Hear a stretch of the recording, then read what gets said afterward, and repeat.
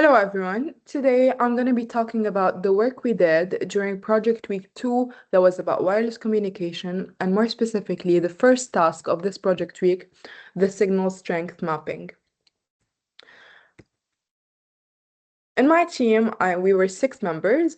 There was me, as well as my teammates, Ahu, Libby, Hina, Adam, and Luke, and we all worked together to complete the task given to us. During this presentation, this is the content I'm going to go through.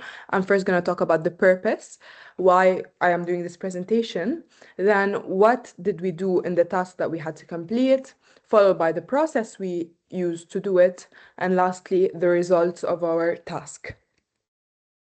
Starting by the purpose. So, in this project week, we had to work around wireless communication. And the second task of the project was to collaborate with a certain group to act as a receiver-transmitter network and be able to read the signal and see how the receiver can actually receive the signal with different factors such as people walking around the transmitter and receiver network. So we needed to find a group to collaborate with in order to do that. And this is our pitch in order to find another group to work with us on task 2 by showing you how we successfully completed task 1. So this is the task we were supposed to work on. To sum this up, we basically had a PCB with an Arduino and a small antenna.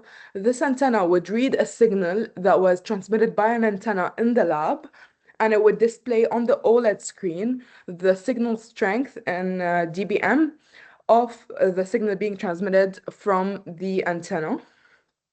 And we basically needed to take measurements of the signal strength we were recording throughout the floor of the department. And we had to use Python to create a sort of a heat map and showing where the signal is strongest and where it is least strong, depending on how the distance from the antenna changes throughout the floor of the electrical engineering department. So how we did this was we had 2 parts. Firstly, the Arduino coding. We had a code that was able to read the signal strength through the antenna and display it on the OLED screen. And to make our life easier, considering the measurements, we decided to change the code so that it displays the measurements on the serial monitor of the Arduino rather than writing them down. So we had a set of continuous values for our signal strength.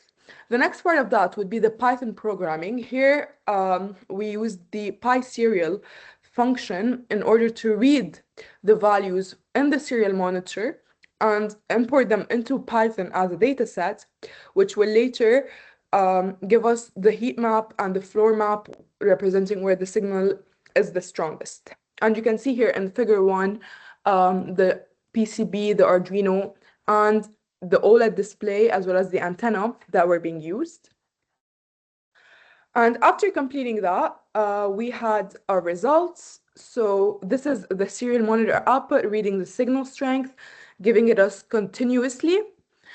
And as for the Python code, we got a frequency response of the signal strength, as well as the map of the hallway in the 2 East department in between the labs that showed with a color bar where the signal would be the strongest.